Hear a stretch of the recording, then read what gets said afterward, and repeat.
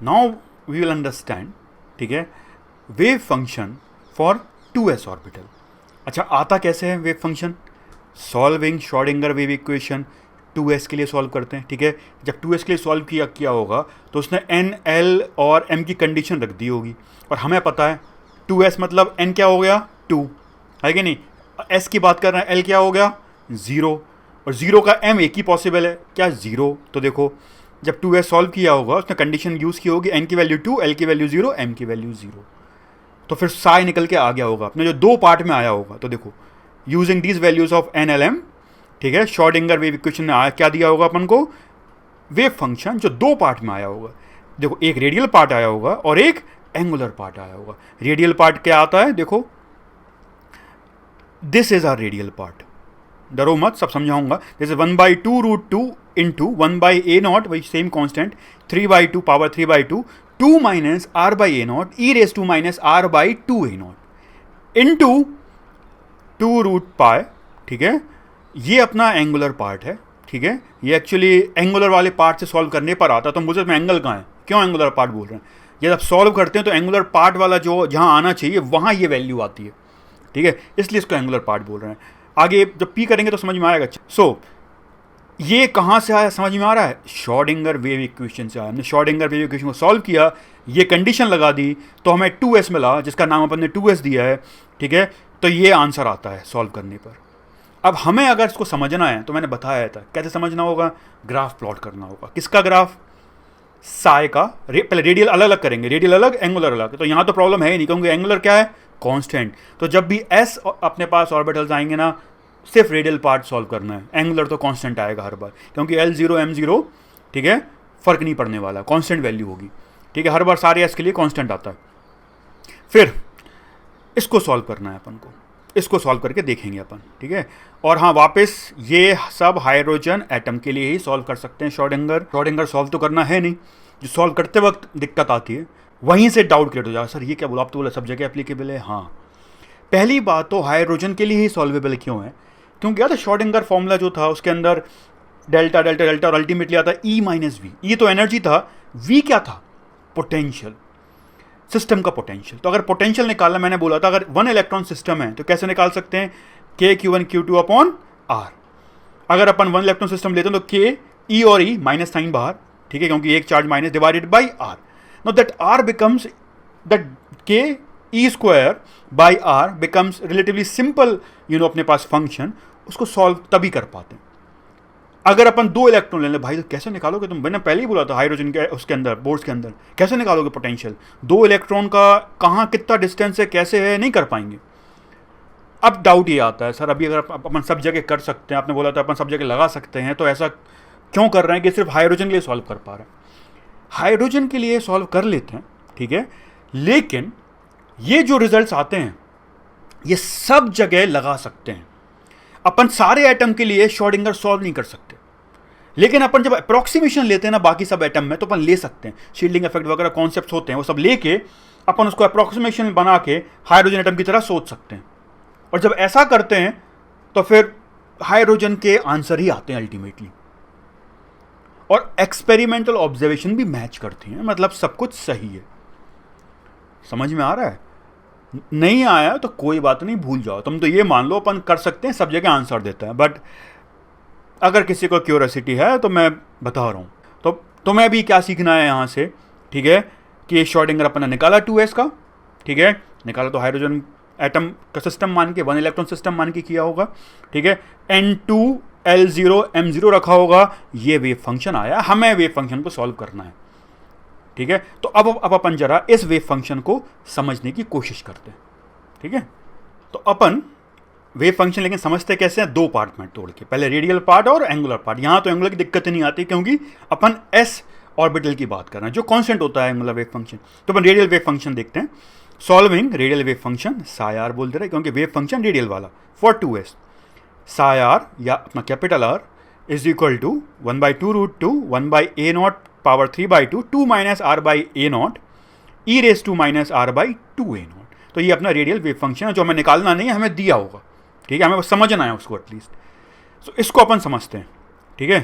सो साई बनाते हैं r, और फिर बनाएंगे साई स्क्वायर वर्सेस r, ठीक है, कैसे बनाएंगे देखो, कैसे बनाते हैं अपन, देखते हैं किस आर पर क्या आएगा, और आर की वैल्यू क्या होगी 0 से लेके इन्फानाइट। मैं अपन क्या कर रहे हैं, ईजी तरीके से डायग्राम बनाना चाहते हैं, ठीक है, वरना तो अच्छे से देखना तो डिफ्रेंशिएट करके सब स्लोप चेक करना पड़ेगा, कैसा स्लोप वेरी हो रहा है, किस तरीके से कम, किस तरीके से इंक्रीजिंग डिक्रीजिंग, उतना नहीं सोचना है यहाँ पर, ठीक है। अपन को अल्टीमेटली एक्चुअली वो देखना है चार्ज क्लाउड डायग्राम, फिर भी समझ सकते हैं इस तरीके से अपन 0 पर कांस्टेंट होगा, 2a0 पर 0 हो जाएगा, उसके बाद नेगेटिव हो जाएगा, और जब इन्फानाइट रखेंगे तो ये 1/e⁻r/2 माइनस को नीचे 1 हो गया, तो 1/e⁻r/2a0, r को अगर टेंडिंग टू इन्फानाइट होगा तो e⁻ इन्फानाइट हो जाएगा, ठीक है, और infinite by e⁻ tends to 0, ठीक है, और माइनस साइन बाहर आएगा तो tending to 0 from negative side. मतलब देखना प्लॉट करते हैं कैसे, ये कुछ ऐसा आएगा, 0 होगा, पहले 0 पर कांस्टेंट आ रहा है देखा अपन ने, फिर 0 हो जाएगा, फिर tend to 0 from negative side. ये समझ में आ रही है, साई बनाया अपन ने। अब साई बनाया, साई स्क्वायर बनाते हैं, किसी चीज़ का स्क्वायर कर दो तो होगा क्या, देखो बड़ी वैल्यू का स्क्वायर बड़ा ही आएगा, छोटी वैल्यू का स्क्वायर छोटे ही आएगा, लेकिन नेगेटिव का स्क्वायर पॉजिटिव हो जाएगा। मतलब अगर अपन इसको स्क्वायर करेंगे तो ये नीचे वाला पार्ट फ्लिप होके ऊपर आ जाएगा, that's it, not to scale, value तो लगाएंगी बट दिखेगा ऐसे ही। देखो पॉजिटिव वैल्यू था, वहां स्क्वायर पॉजिटिव ही रहेगा, 0 का स्क्वायर 0 हो जाएगा, 0 रहेगा, देखो 0 का स्क्वायर 0 हो गया, नेगेटिव का स्क्वायर पॉजिटिव। तो अगर अपन प्रोबेबिलिटी डेंसिटी डायग्राम बनाएंगे तो वो इस तरीके से आएगा एस का, समझ में। और एस में देखो अगेन यहाँ एंटी नोड आता है न्यूक्लियस में, न्यूक्लियस पर डेंसिटी काफ़ी ज़्यादा आती है, ठीक है। ये साई बनाया, ये साई स्क्वायर बनाया, साई स्क्वायर इस तरीके से आ रहा है। अब अपन इसका चार्ज क्लाउड डायग्राम बनाने की कोशिश करते हैं, ठीक है। किसका charge cloud diagram, probability density का, ठीक है। तो let us make charge cloud diagram for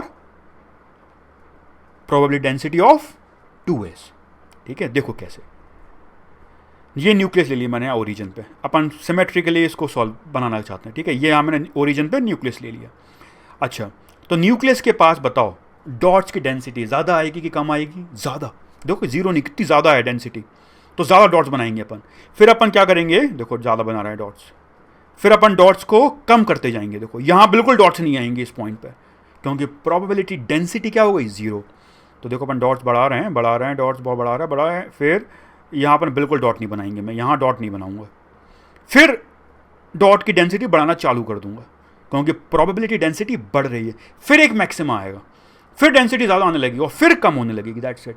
वो जो चार्ज क्लाउड बनाना है तो डेंसिटी बनानी है, ठीक है। यहाँ पर यूनिट एरिया डॉट की डेंसिटी कितनी है, that will define your probability density, Sai square. और आर बात कर रहे हैं, यहाँ रेडियल है, अभी एंगुलर पार्ट और देखना है, ठीक है। सो देखो इस तरीके से, यहाँ इस पॉइंट पर देखो मैंने यहाँ पर इस तरीके से ये पॉइंट और ये इस तरीके से अभी जो बोला है वो बना रहा हूँ मैं।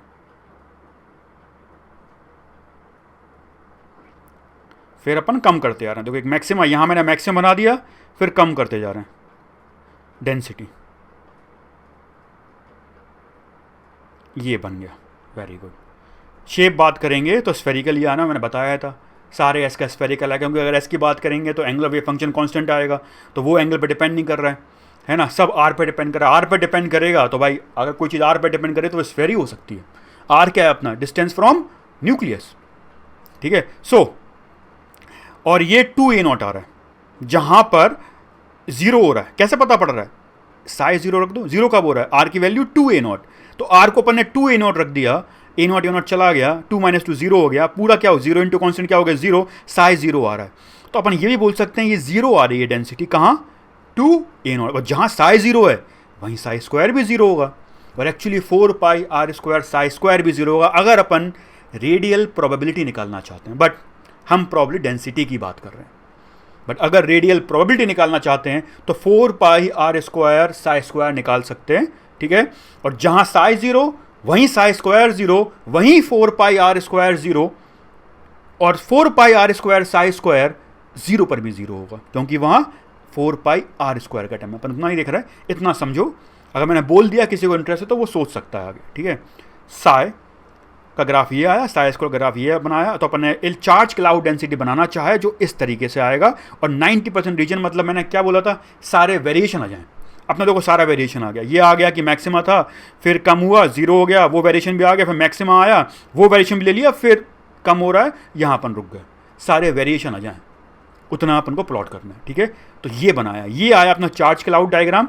और अगर तुम सरफेस डायग्राम बनाओगे तो वो स्फेरिकली आएगा, ठीक है। But as we can see there is one node, इसको बोलते हैं नोड, और ये रेडियल नोड होगा। क्यों? आर पे डिपेंड कर रहा है। दो नोड तरीके के नोड आने वाले हैं, एक रेडियल नोड होगा, एक एंगुलर नोड होगा।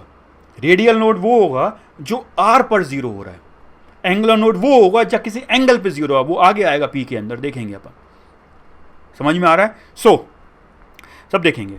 2a0 इज नोड, और इसको रेडियल बोलेंगे। क्यों? क्योंकि रेडियल वेव फंक्शन के अंदर नोड निकल रहा है जो आर पर डिपेंड कर रहा है, रेडियल नोड। अगर एंगुलर वेव फंक्शन के अंदर नोड आएगा, यहां नहीं आना है, क्योंकि एंगुलर वेव फंक्शन एस के अंदर क्या आ रहा है? कांस्टेंट।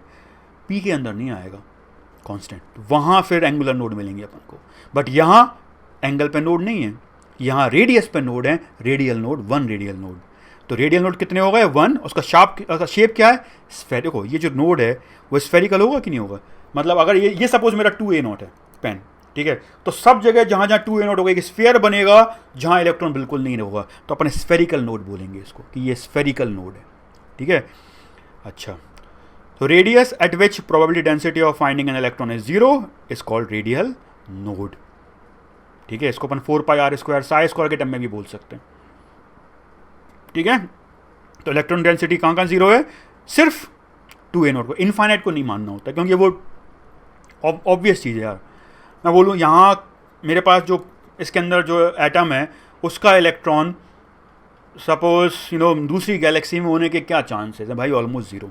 उसको नहीं कंसिडर करना होता है, जहाँ बीच में कहीं वैल्यू पर 0 आ रहा होता है वो बात करते हैं। तो 1 रेडियल नोड है इसके अंदर, एंगुलर नोड 0 है, क्योंकि साई जो एंगुलर है वो कांस्टेंट है, वो कभी 0 हो ही नहीं रहा है। समझ में आ रहा है? So there is 1 radial node and that radial node is at 2a0, r is equal to 2a0। तो समझ में आ रहा है सब? Since a0 is constant for 2s, charge cloud will be same for psi r theta। इसका मतलब क्या मैंने बोला? अभी अपन क्या करेंगे? टोटल साई निकालना चाहेंगे। टोटल साई कैसे निकालेंगे? Radial Sai into angular Sai, और टोटल साई का स्क्वायर करेंगे तो वो क्या हो जाएगा? रेडियल का स्क्वायर, अभी किया था अपन ने 1s के लिए, सेम चीज है कि नहीं, इंटू एंगुलर का स्क्वायर। एंगुलर का स्क्वायर तो कांस्टेंट का स्क्वायर, कांस्टेंट सेम बताया था अपन ने। 1s तो 2s सिमेट्रिकल है, अंतर सिर्फ ये है 2s के अंदर एक रेडियल नोड आ रहा है जो 1s में नहीं आ रहा था। मैं इसी के अंदर चेंज वापस नहीं बना रहा हूं, मैं सिर्फ बता दे रहा हूं यही किसका हो जाएगा? नेट वेव प्रोबेबिलिटी डेंसिटी हो जाएगी। जो रेडियल मैंने प्रोबेबिलिटी डेंसिटी बनाई है, ये बनाई रेडियल प्रोबेबिलिटी डेंसिटी, बट मैं उसी को बोल दे रहा हूं अपना ओवरऑल नेट प्रोबेबिलिटी डेंसिटी या ओवरऑल प्रोबेबिलिटी डेंसिटी। और ऐसा क्यों बोल पा रहा हूं? हमने 1s में देखा था साई जो एंगुलर आ रहा है a थीटा फाई, वो क्या आ रहा है? कांस्टेंट। कांस्टेंट का स्क्वायर क्या हो गया? कांस्टेंट। और आर स्क्वायर इंटू कांस्टेंट किस तरीके से दिखेगा? ऑलमोस्ट आर स्क्वायर की तरह। तो मैंने सेम बता दिया, सेम दिखेगा। समझ में आ रहा है? सो हमने 1s कर लिया, 2s कर लिया, अब जरा 2p करते हैं। वो दिख रहा है रिलेटिवली थोड़ा सा कॉम्प्लिकेटेड होगा, क्योंकि अब अपना एंगुलर वेव फंक्शन कांस्टेंट नहीं होगा। ए जो थीटा फाई होगा वो एक फंक्शन होगा जिसको सॉल्व करना पड़ेगा। कुछ सॉल्व कर पाएंगे, कुछ सॉल्व नहीं कर पाएंगे, बट अपन देखते हैं क्या क्या कर सकते हैं, क्या क्या नहीं। समझ में आ रहा है 2s में क्या किया है अपन ने? सिर्फ रेडियल वेव फंक्शन को सॉल्व किया, एंगुलर की जरूरत नहीं क्योंकि कांस्टेंट है, रेडियल को सॉल्व किया। ये आया क्योंकि एक जगह वो नोड दे रहा है, दैट्स इज शेप अपना स्फेरिकल है बट एक रेडियल नोड है, ठीक है। अब क्योंकि साइड एंगुलर तो कांस्टेंट है, ए थीटा फाई तो कांस्टेंट है, उसका स्क्वायर कांस्टेंट होगा, तो जो आर स्क्वायर दिखेगा मतलब अपना रेडियल प्रोबेबिलिटी डेंसिटी दिखेगी, वही अपना ओवरऑल प्रोबेबिलिटी डेंसिटी भी हो जाएगी। मैंने वो बना दिया है, दैट्स इट, ठीक है। अब अपन देखेंगे जरा 2p कैसा होता है, और 2p में एंगुलर करना है क्योंकि वहां से अपन के पास ओरिएंटेशन आएगा। देखते हैं कैसे अपन कर सकते हैं।